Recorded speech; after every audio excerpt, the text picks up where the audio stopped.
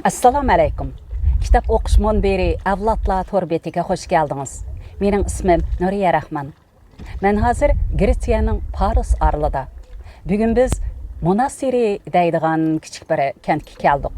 Bu kent bekmi chiroyli bo'libmi ko'rayotgan bu manzara haqiqatan bir parcha suratdek. Mana shu chiroyli manzarada dengiz suvlari qirg'oqqa urilgandiki yiqimliq ovozda Gülchehra Cho'ng Alam Azizning 40 kecha nomli kitobini o'qishni davomlashtiramiz.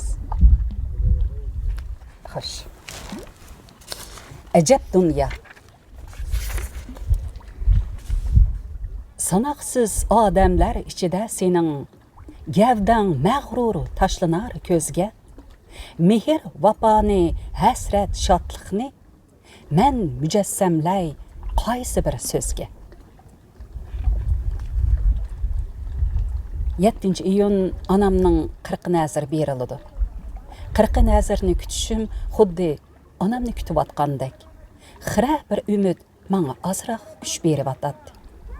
Balkim 40 dan keyin sal aslingizga kelasiz. Hamma ishlar iziga tushidi degandek tasalli so'zlarining ta'siridan bo'lsa kerak.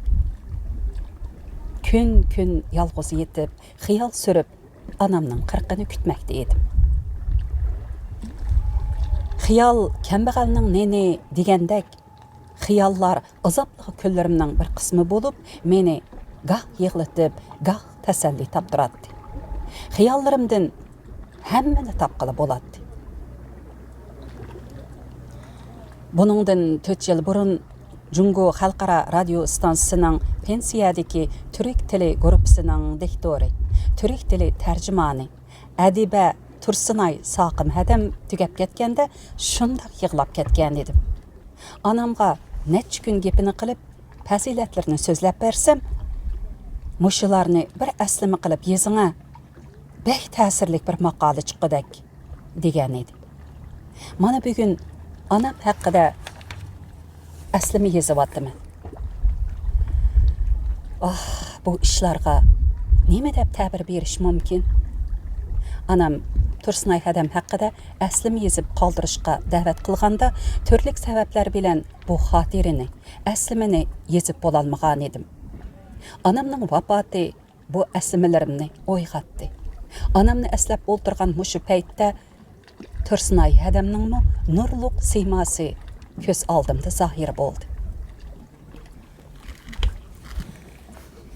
Tursunay Saqim hadam bilan do'stona sirdishib o'tdim. Tursunay hadam shunchalik muhabbatlik, umidvor, samimiy, mehmondo'st ayol edi. Bir kuni Sanobar Tursun, Ayshugul Muhammad, Gulboston Abduqodir qatorliqlar Tursunay hadamni yo'qlab bordik. Tamoqdan keyin biz choy ishkash paranglashdik. Tursunay hadam bizning qizg'in paranglarimizga qarab havas bilan o'ltirib ketdi.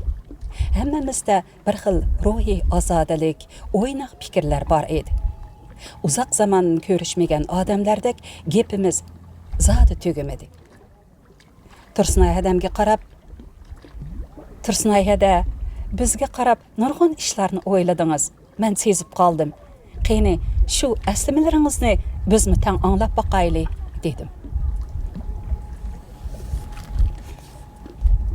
Rast dedim qizim. Sizlarga qarab, sizlardek chog'larimni o'ylab qoldim. Yoshlik degan bir boylik. Nima kiysa yarishidi, nima qilsa yoshliqu deb kechirgili bo'ladi. Yoshliqu deb hamma ishni o'tkazvatgili bo'ladi. Mushu davringlarning qadrini qilinglar. Hammanglarga o'z kasbinglarda natija yoritayotsizlar. Texmi chaqnab o'tinglar, dedi. Sizning hayotingiz bir o'lmas kitobku Tursunay hada.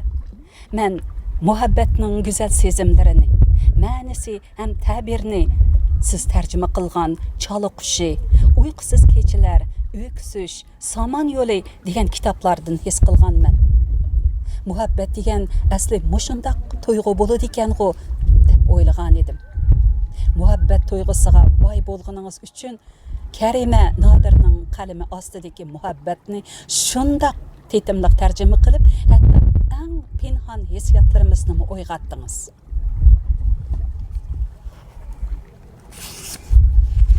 sözlerimde muhabbet sözü neçə qitim təkrarlanıb ketdi. Onun üstüge urğuluq çıxıb ketken bolsa gerek, həmməylə monğa çöktü. Ayşegül'nün qeyni şu muhabbet depli yaşavatımız. Naqşının içidela barmikin tan bu muhabbet degan sözü bilen gülüşüp ketdik. Bir neçə gündən keyin Tursunay hadam meni ayrim paranglışqa taklif qildi. Tursunay hadam çay içkeş söz başladı. Qeyni qizim, muhabbet deb bir sözligine vay o gündeki sözlerin meni nelerge aparıp geldi ha? Muhabbet hakikaten ölmez tema. Onu sendek düşündüğanlar çin ma'nisini kütüp yürüsüler. Düşünmeyenler onu harlap, keynidin cazasıga uçurap yürüdü. Bugün seni çağırtışım bu yıl 70 yaşqa kirdim. Tuqqanlarmı, yazgıçılar jamiyetimi bu xotira kunni o'tkazish taklifini berib atdı. Senin fikrin özgüçe. Bununla qandaq taklifing bor? Ötkende televizorda meni ziyaret qildi. Söhbet arasida riyosatchi hayatınızdaki ökünüdüğen işleriniz qaysi deb so'rab yürüdü. Hayatta kimning ökünüdüğen işi bolmaydı. Açıqımda ökünüdüğen işinin hammasini keynimge çöyrüp etkenmen dedim. Men haqdiki bu faoliyatni obdanroq o'tkazgim bor. Shunga bu faoliyatning ssenariysini sen yezib bersan dedi.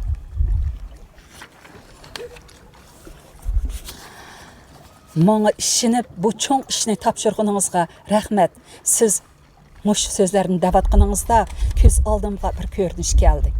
Chiroyli bezalgan sahnada ovoz artistlari tarjima asarlaringizdagi ta'sirli dialoglarni o'qisin.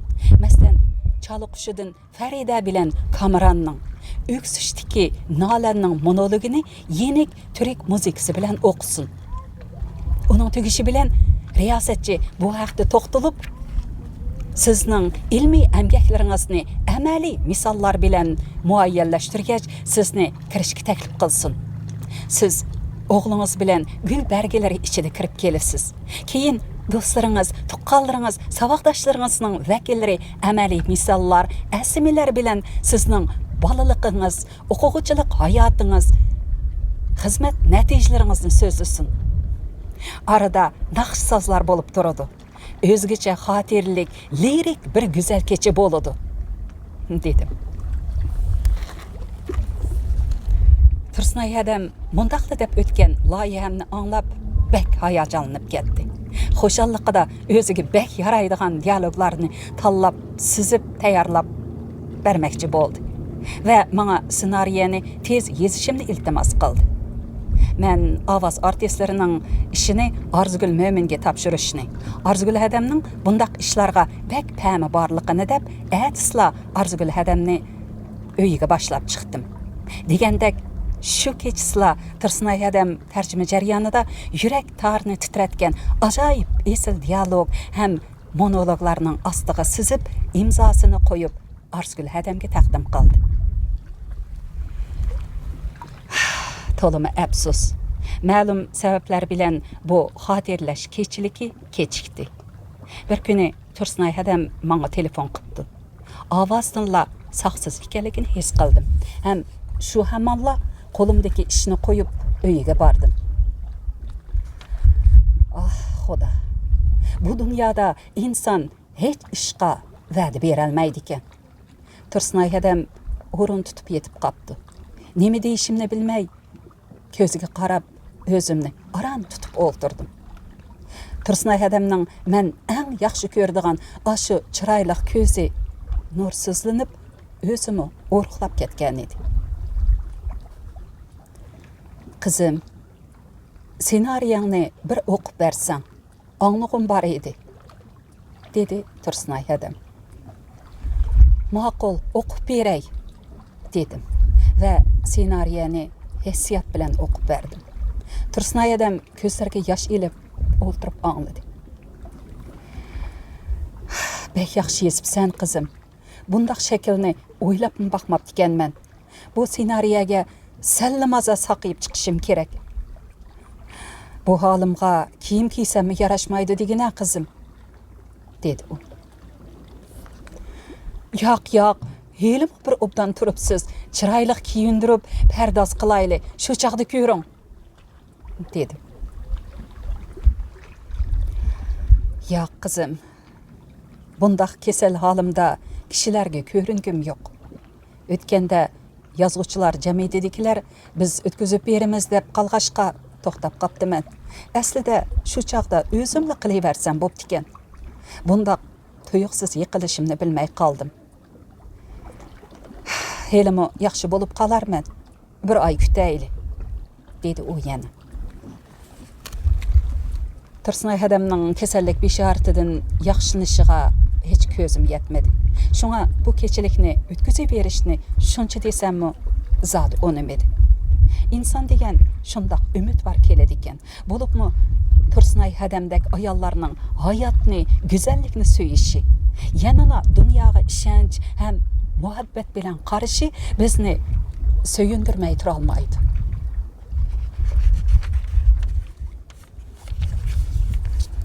Aradan bir hafta o'tib, Sanabar Tursun ikimiz Tursunay hadamni yo'qlab bordik.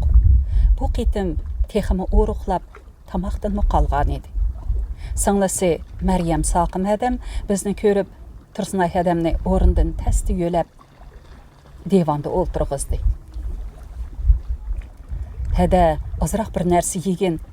Mana shu bir qo'shiq quvvat talqinini ichivatgina, dedi yelingan talaffuzda. Bizmi ozroq bo'lsin iching'a deyishdik. Tursunay hadam piyola bilan qo'shiqni o'tinish bilan tanglab turgan singlisi Maryam hadamga ajoyib bir xil mehr bilan qarab ketdi. Bu qarashdan qeyrindoshning o'tiga chidamayotgan, uningga tortishayotgan bir yolqin yelin javob etdi. Tursunay hadam bir qo'shiq talqanni aran yutib, yana ishkili unimadi.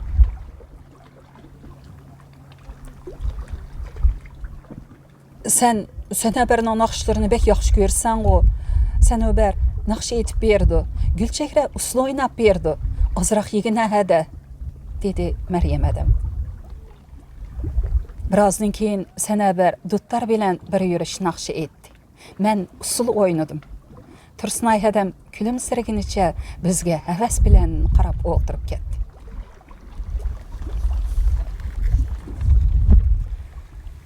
U uydan qaytib, Sanabar ikkimiz xeylig'icha untinsiz mangdik. Tova Sanabar. Burun bu uyga kelsak, kulib, yayrab qaytatdik. Tursunay hadamning gap so'zlari bizga xotiri bo'lib qolamdi nima? Dedim. Shuni degina, duttar cheliyaptiman. Xiyolimda burunqi billa o'ltirgan kunlarimiz yodimga yetib, o'pkam o'rilib, o'zimni to'xtatib ololmadim. Mushtabda yap-yeshil bir chimliq bo'lsa o'ltirib, ijodiyat qilg'im kelyapti, dedi.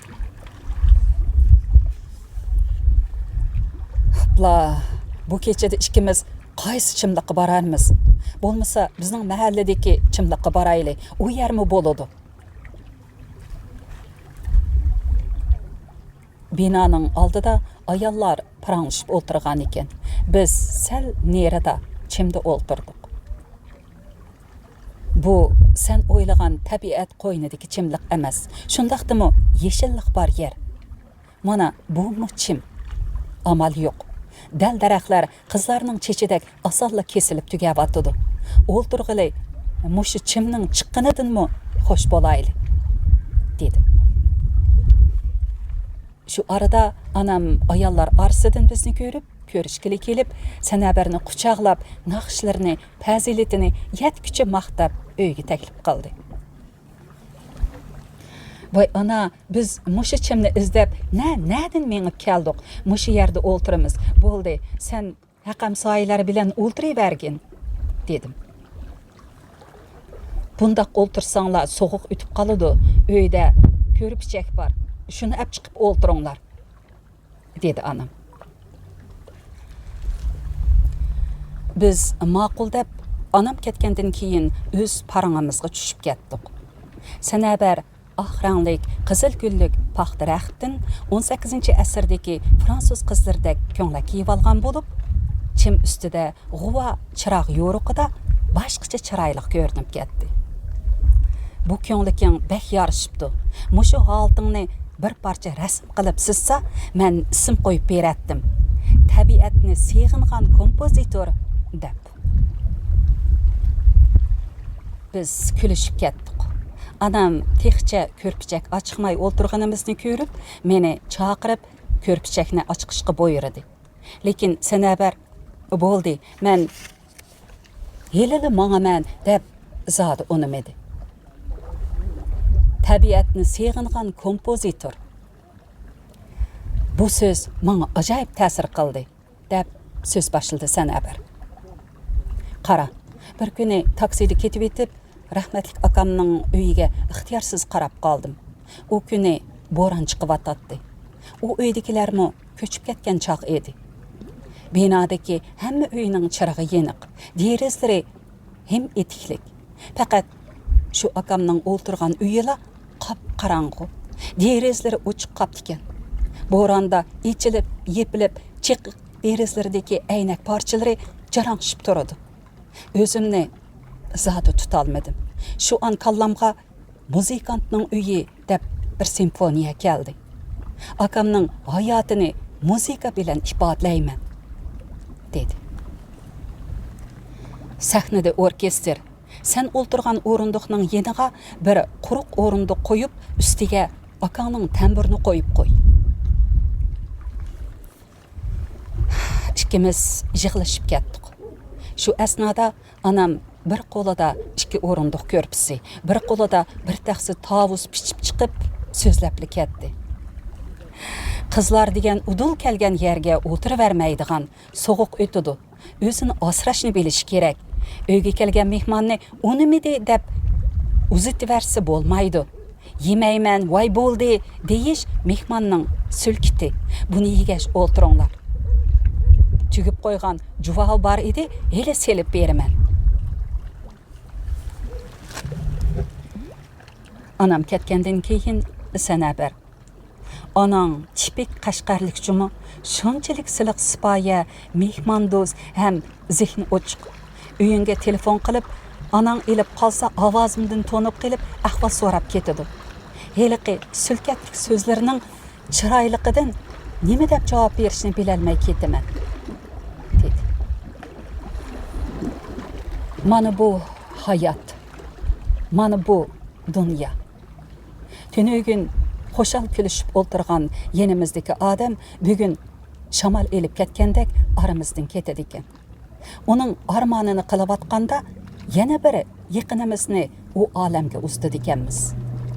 Turmush halakchiligida beshimizni ko'tarib, kimlar bilan qachonlardan beri ko'rishmadik. Kimning holi nechun, kimning dardiga nima davo so'rab bilishgami ulgurmay, o'zimiz bilanla bo'lib yashaydi ekanmiz. Erishganimizdan yo'qotganimiz ko'p bo'ladi ekan.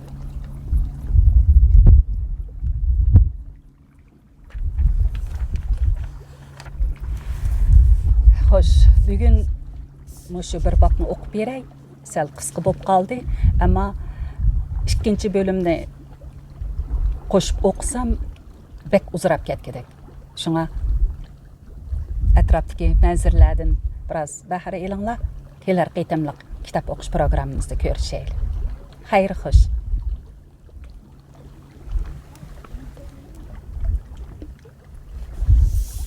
Odamlar jiroqda suv cho'milib yetibdi, ko'rdinglarmi? Atrofdagi manzillarni biroz kesdik.